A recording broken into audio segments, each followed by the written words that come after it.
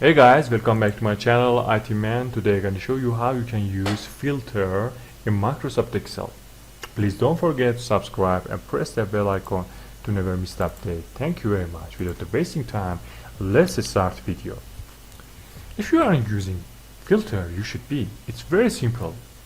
Just click anywhere inside the table of data and then jump to the data tab, and after that click on filter. As you can see, it creates a filter at the top of each one of the columns.